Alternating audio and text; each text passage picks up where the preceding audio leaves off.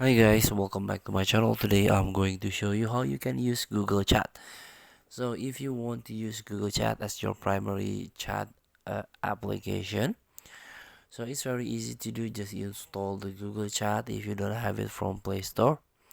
And if you already have it, you can log in or sign in with the email account you have and start chatting by tap on blue icon here, and you can chat or find a person that you want to chat by email.